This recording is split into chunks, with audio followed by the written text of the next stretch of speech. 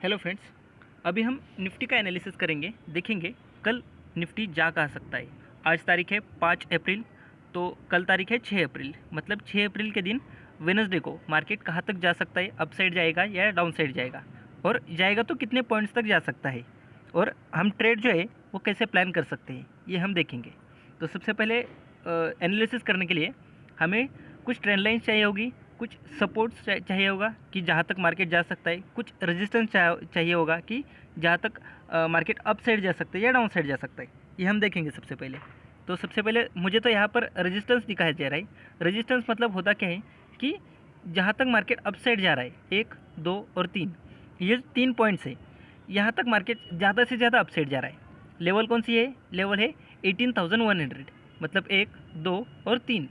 18,100 जो लेवल है वहाँ तक मार्केट मैक्सिमम अपसाइड जा रहा है। इसका मतलब क्या होता है कि मार्केट वहाँ से डाउन साइड फॉल कर रहा है, या जो हम ये कह सकते हैं कि जो सेलर्स है वो इसी लेवल पर बैठे हैं।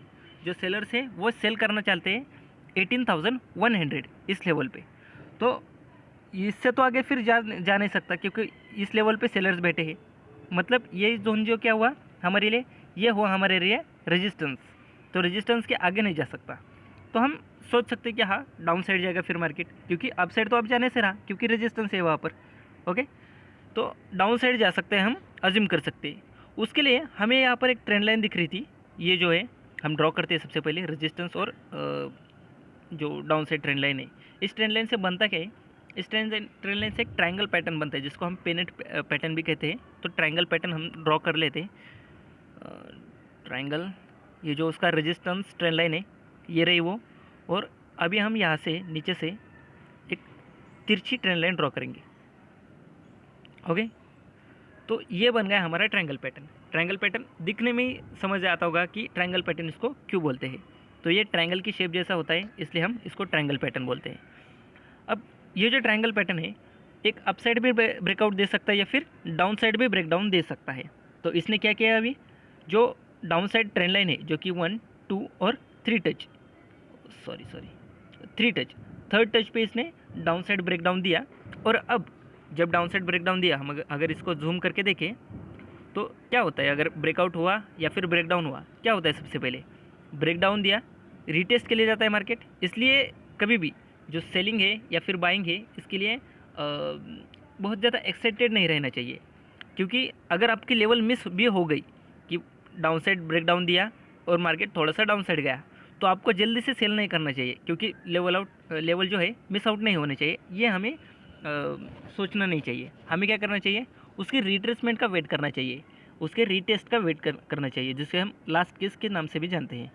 तो ये तो हो गया उसका रीटेस्ट, जो ग्रीन कैंडल बनाए वो उसका रीटेस्ट हो गया। अब यहाँ पर हम लोग शॉर्ट कर सकते थे आज, कल का तो हम देखेंगे, लेकिन आज क्या कर सकते थे वो देख सकते हैं कि इस लेवल पे जो 18,000 लेवल है, यहाँ पर हम लोग शॉर्ट कर सकते थे।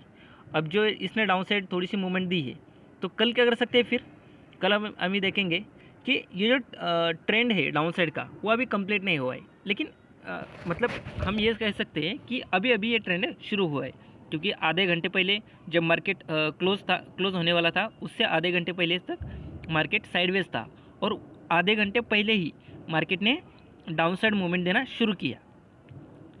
सिर्फ 15 मिनट की 2 कैंडल स्टिक बनी है, तो बहुत ज़्यादा कुछ डाउन साइड अभी तक मूवमेंट आई नहीं है।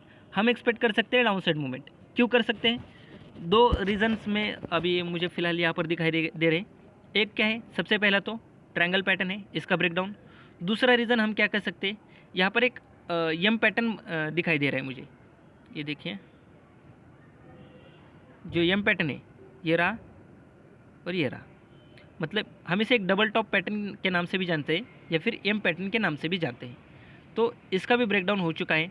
तो अब हम क्या सोच सकते हैं कि 18,000 ये जो लेवल है, यहाँ तक अगर मार्केट ने कल सुबह रिट्रेस किया, तो ये जो लेवल होगी हमारे लिए सेलिंग की सबसे बढ़िया लेवल होगी सेलिंग के लिए। टारगेट क्या रहना चाहिए? टारगेट रहना चाहिए 17,800। अगर आपको रिट्रेसमेंट नहीं भी मिलती है तो भी ठीक है, थोड़ा सा होवर करने दीजिए मार्केट इस लेवल पे, और फिर जो टारगेट है अपना 17,800, इस वाले टारगेट तक हम सोच सकते हैं कि वह, क्योंकि जो 17,800 है, इस लेवल से बाइंग जो है पिछली बार वो बहुत अच्छे से आई थी। इसका मतलब क्या है कि 17,800 इस लेवल पे बायर्स बैठे हैं, ठीक है। तो अभी जब ये मार्केट 17,800 तक आएगा तब हम सोच सकते हैं कि आगे बाय करना चाहिए, लेकिन तब तक तो मार्केट फॉल करेगा। इसीलिए वो जो फॉलिंग मार्केट है इसमें हम प्रॉफिट बुक करना चाहते हैं, इसीलिए हम सेल करेंगे। अभी जो लेवल दिखाई दे रही है 17,930, ओके। तो मार्केट कल सुबह जो है वो 3 तरह से खुल सकता है। एक तो वो गैप अप खुलेगा, या फिर फ्लैट खुलेगा, या फिर गैप डाउन खुल सकता है। अगर वो गैप अप खुलेगा तो बहुत ज़्यादा अच्छा है।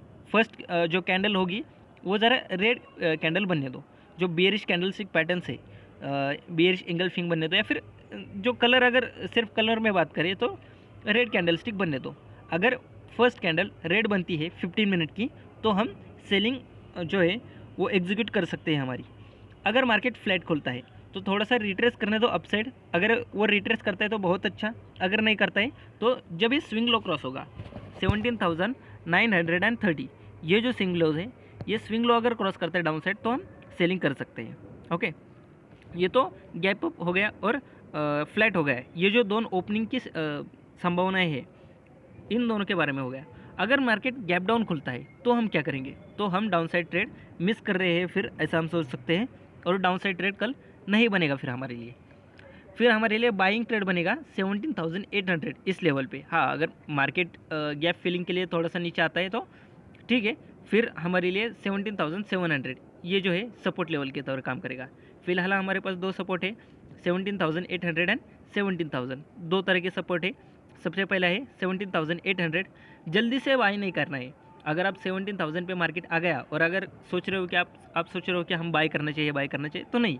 सबसे पहले आपको देखना है कि कौन सा प्राइस एक्शन बन रहा है।